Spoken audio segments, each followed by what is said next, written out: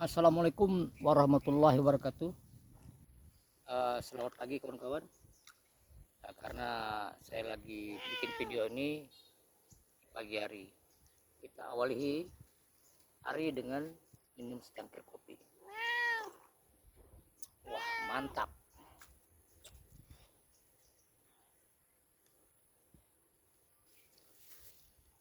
Oke, kali ini saya akan membahas atau sharing tentang per YouTuber. Sampai video ini dibuat, saya udah bergabung di YouTube ini sekitar 6 tahun lewat ya. Jadi selama 6 tahun itu pahit getir dan segala macam romantik per YouTube kan udah saya alami, dan masalah gajian juga beberapa kali. Nah, kali ini kita akan membahas tentang gaji.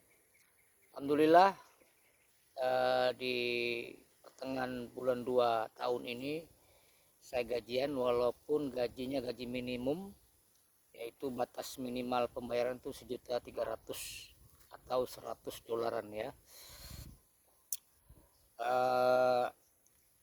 Dan jadi pertanyaan, banyak kawan-kawan konten kreator yang subscriber udah besar tiba-tiba menghilang.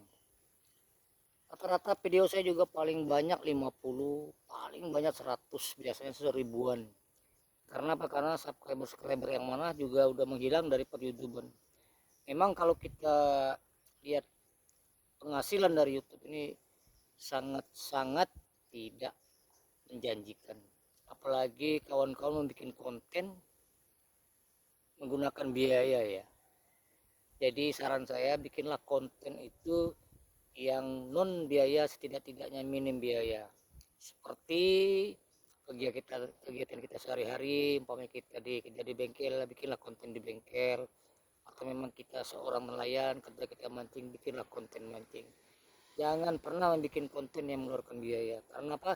Karena menurut pengalaman saya, biaya penghasilan atau iklan dari dolar, dari apa namanya, penghasilan dolar dari iklan itu sangat tidak relevan guys. Jadi bukan sangat, tapi sangat.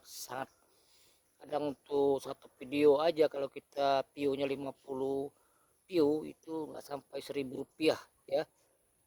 Biaya iklannya sampai 1.000 rupiah. Sedangkan untuk biaya kita bikin konten itu dari mulai tenaga, waktu, paket data, terus biaya kita spot atau biaya kita ke tempat kita bikin konten itu tidak sedikit.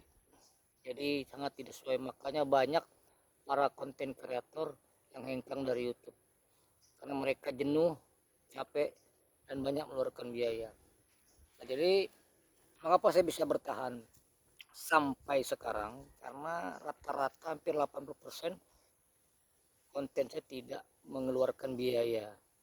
Jadi konten saya itu lahir dari aktivitas saya sehari-hari. Kebetulan saya lagi fokus di kebun buah, maka semua aktivitas saya di kebun itu dibikin konten, baik itu masalah pembelian bibit, pembelian pupuk, unboxing alat perkebunan. Jadi itu bukan semata-mata konten itu, tapi kegiatan sehari-hari saya bikin konten. Jadi saya tidak bermasalah ya dengan biaya konten, karena pada intinya saya tidak mengeluarkan biaya untuk konten. Tapi kalau kawan-kawan mengeluarkan biaya untuk konten, apalagi mau bicara konten berburu, sebaiknya, kalau menurut saran saya, sebaiknya digantilah. Saya juga dulu konten berburu, makanya nama konten saya Sniper Manggar. Tapi apa yang saya dapat, selalu dolar kuning. Padahal kita untuk sport aja kena biaya bensin udah literan, belum biaya ransum, belum capek, belum waktu, tapi kita tetap dolar kuning. Kecuali memang dasar kita hobi, terus kita momen hobi itu kita bikin di memori lewat video dan kita upload video, itu lain cerita ya.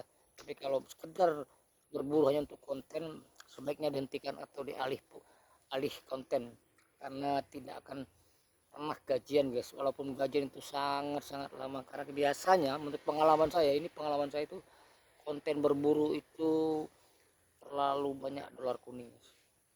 Jadi untuk mencapai gajian dan untuk bertahan sampai detik ini, bikinlah konten yang tidak mengeluarkan biaya, terutama seperti saya bilang tadi, bikinlah konten sesuai dengan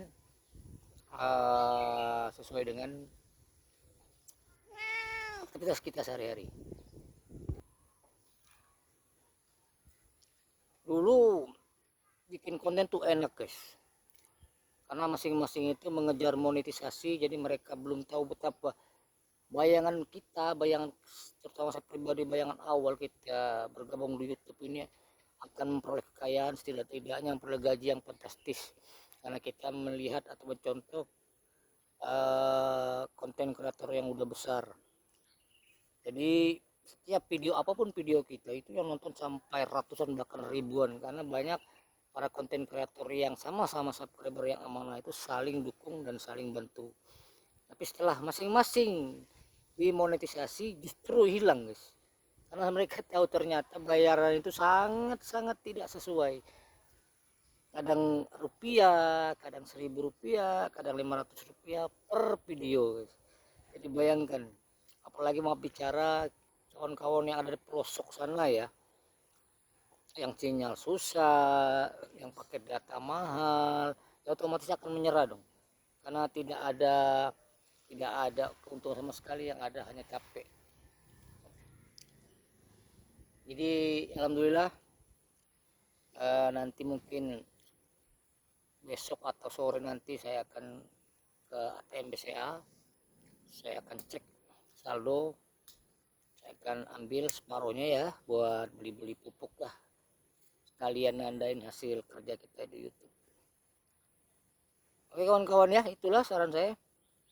Jadi jangan heran mengapa sekarang banyak youtuber hengkang dari YouTube, banyak subscriber yang amanah hilang dari YouTube karena mereka capek, letih, dan tidak sesuai harapan.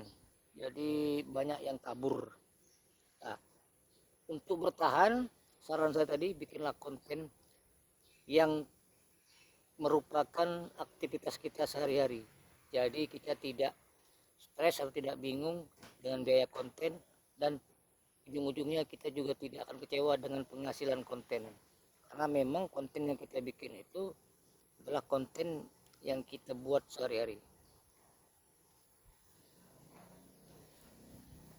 Jadi dengan adanya teknik ini, jadi wajar kalau sekarang ini video-video di konten kreator itu kurang berkualitas ya, karena percuma kita bikin video yang berkualitas, mengedit ya kan, kita nyewa kameramen kalau hasilnya itu sangat tidak sesuai. Jadi banyak sekarang video-video itu yang ya kategorikan amburadul lah, dari pemancing lari ke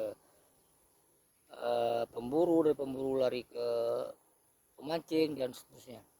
Oke, saya rasa udah cukup ya. Jadi intinya supaya kita tidak kecewa bikin konten, jangan pakai biaya. Semoga bermanfaat. Assalamualaikum warahmatullahi wabarakatuh.